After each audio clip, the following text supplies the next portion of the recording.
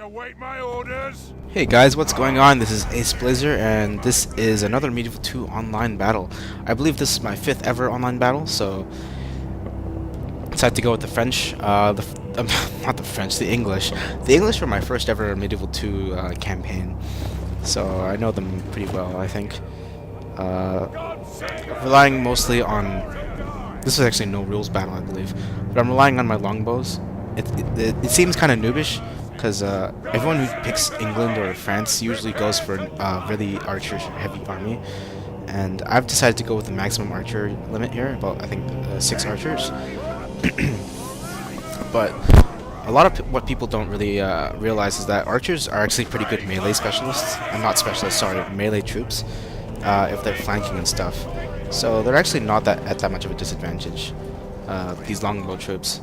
Maybe like peasant archers, yeah, they'd be pretty useless, but longbow, like retinue longbowmen, they're pretty awesome at melee. Especially if the enemy army is very tired, then you can use these guys in a scratch or at the end of the battle. Okay, so another good thing about longbowmen is that they have stakes, and that prevents an all-out cavalry charge like you saw in that last battle against Angelos. Because with heavy emphasis on archers, I'm going to have a distinct melee disadvantage, especially in my cavalry and my infantry. So I'm going to rely on my elite English armored swordsmen. I think armored swordsmen are like probably one of the best infantry units in the game.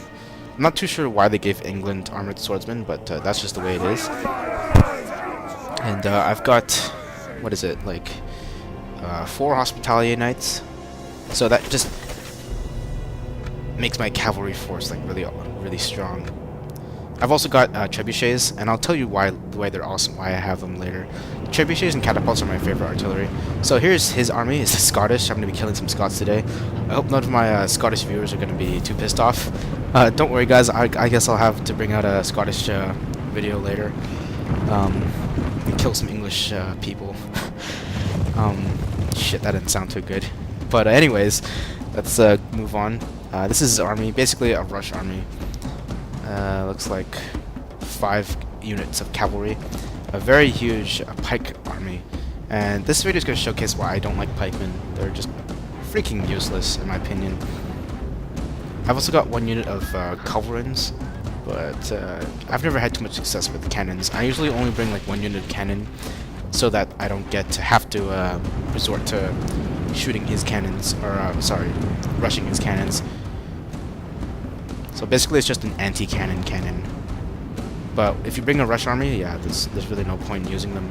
Cannons are really only good in sieges. Okay, so he's bringing his men forward, and I'm shooting them with his longbowmen.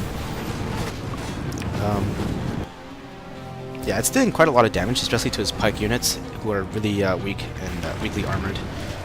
Not weakly armored. Is that how you say it? Whatever. Moving on. Let's see. Yeah, he's overlapping my left flank, and he's engaged my cavalry over here. It's pretty hard to see what's going on, but I think my guys are winning. I'm not sure. Oh yeah, we both have knights, Templar knights on this side. On the other side, I've got my hospitalier knights, and I've moved off my 2 longbowmen over here so they can shoot in the flanks of his pikemen. I guess they're pretty hard to see in the forest, so maybe he didn't expect them to do too much damage or whatever. And here is noble pikemen. They decided to pull out their swords. Alright. So my trebuchets have just dealt a bunch of damage, and I'll tell you why I like trebuchets and catapults later. And my armored swordsmen are dealing some pretty significant damage, or holding the line actually against his pikemen. See, what pikemen are good for is to hold lines. For killing units, they're not that great. And if you have pikemen, you need to make sure you have a good cavalry arm.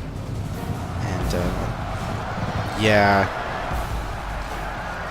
this is another mistake he made. He charged his own cavalry through his own men, and that like takes out the charge bonus for the cavalry unit in the back.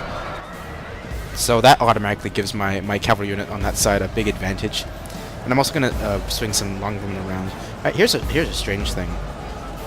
These pikemen these were the pikemen that were fighting my cannons, and my culverins somehow beat them. I guess because my longbowmen were shooting to the backs of him, or maybe that's because they were so isolated. I don't know, but yeah, my culverin men beat his pikemen.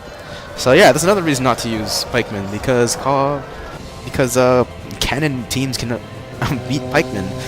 There you go. So our generals engaging against each other, and I don't know. I think he should have spent more time trying to kill him in the center, but I guess maybe he thought that his guys would prevail. But they're quite honestly, they're not doing too much. That just killed his general. And over here, my longbowmen are shooting into the backs of his cavalry. So that just gives my guys a huge advantage. Alright, just take a look at this. Boom. Trebuchet power. The enemy are badly bloodied. They have lost half their men. Ow. Yeah, these guys are out with a mixture of longbow fire and cannon fire, apparently. I've got one unit of cavalry out of that scrum. I think they won. And they're coming to route or to hit his center in the back. Ow! Yeah. There you go. That's why I use catapults and trebuchets, because they can shoot over your own men, especially in a melee line. Cannons can't do that. Trebuchets and catapults can. There you go. Pictures speak 1,000 words. Or videos. Whatever. Okay, so I won this fight pretty handily, actually. I was pretty surprised that I won that, seeing that he had 3 cavalry units. But I guess the combination of his charge not working out and my longbowmen killing him in the back, just it gave me a huge advantage. So his pikemen have not really made a dent in my infantry line. As I said before, pikemen, they're really kind of bugged out. They never put their pikes down, they always switch to their swords, and with their swords, they're really weak units in a sword melee. If they're holding a line, like if you know in a shield wall, no, not sorry, spear wall, they might be okay, but otherwise I find them really useless, and they always seem to switch their swords, so I just don't bother with them. It's much safer just to get sword units. And as you saw, his big army of noble pikemen didn't really put a dent in my inferior infantry force, because I only had 5 sword infantry. That's not much.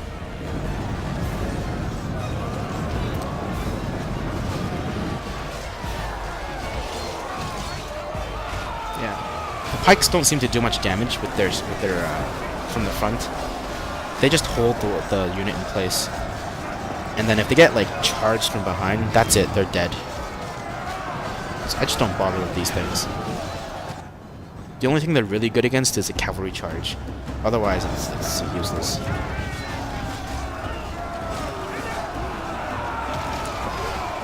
What this guy probably should have done is just totally stretch out his line and outflank my smaller force.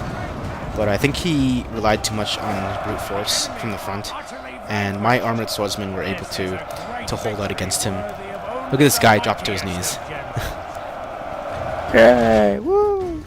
Okay, so that was a heroic victory. I killed 1,667 of his men, and he killed only 488. It was a very fun game, though, I say. Yeah, that's the end of this video. Hope you guys enjoyed. See you guys next time.